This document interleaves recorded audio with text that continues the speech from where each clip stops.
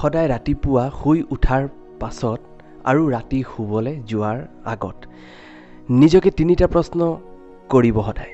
চাব সেই তিনিটা প্ৰশ্ন আপোনাৰ জীৱনটো নতুনকৈ গঢ়ি উঠিবলৈ বহুত সহায় কৰিব। Hi guys, welcome to my channel Rupam I to world.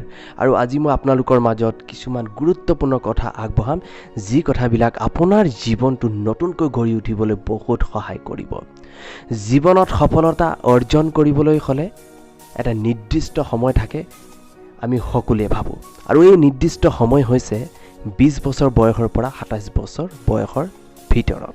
কিন্তু কঠিন হ'লেও এইটো সত্য যে সফলতা অৰ্জন কৰিবৰ বাবে কোনো নিৰ্দিষ্ট সময় নাথাকে। পৃথিৱীত যিকোনো মানুহে সফলতা অৰ্জন কৰিবৰ বাবে যিকোনো সময়তে সফল অৰ্জন কৰিব পাৰে।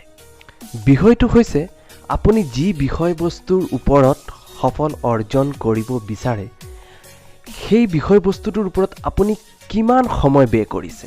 প্ৰতিটো দিন ৰাতি শোৱাৰ আগত এটা কথা চিন্তা কৰিব যে আপোনাৰ সপোন পূৰা কৰিবৰ বাবে আপুনি দিনটো কি আৰু কেনেকৈ কি পদ্ধতিৰে আপুনি চেষ্টা কৰিছে, সদায় সেই কথাটো চিন্তা কৰিব।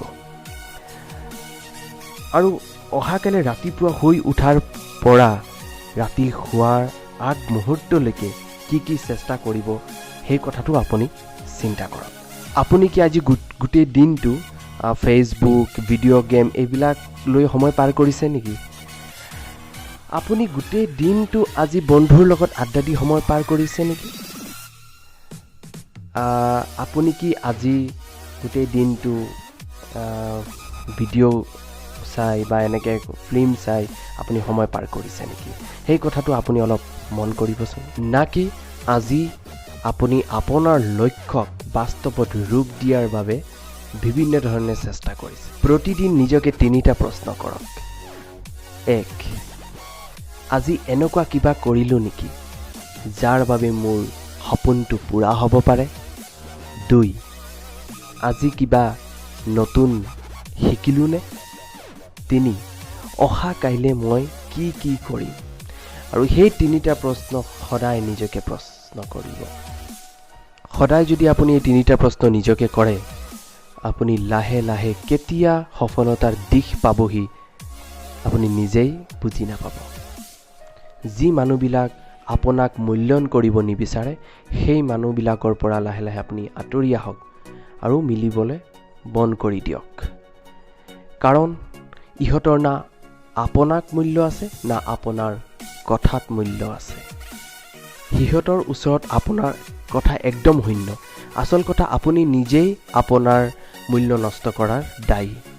জীৱনত যদি কিবা কৰি দেখাব নোৱাৰে, মানুহবিলাক এনে মূল্য দিব নেকি? সন্মান দিব জানো আপোনাক? পৃথিৱীত মানুহ চবতকৈ দামী বস্তুৰ পিছত দৌৰি আছে, সদায় দামী বস্তুটোৱে বিচাৰে। সেইবাবে নিজৰ কামৰ মাজেদিয়ে নিজৰ মূল্য বনাই ৰাখক। আপুনি এনেকুৱা কিছুমান ভাল কাম কৰক যে সেই কামৰ কাৰণেই মানুহবিলাকে আপোনাৰ ওচৰত কাষ চাপি আহিব, অথবা এবাৰ হ'লেও মিলিবলৈ চেষ্টা কৰিব আপোনাৰ লগত। আপুনি যি ভাল দেখে, আপুনি বুজি পাব যে এই কামটো কৰিলে মোৰ ভাল হ'ব। আপোনাৰ ভাল কামবিলাকেই এদিন আপোনাৰ সফলতা অৰ্জন কৰিবলৈ বহুত সহায় কৰিব। আৰু সেই তিনিটা প্ৰশ্ন যোনটো মই ক'লোঁ, সেই তিনিটা প্ৰশ্ন সদায় নিজকে কৰিব। আজিলৈ ইমানতেই, ধন্যবাদ।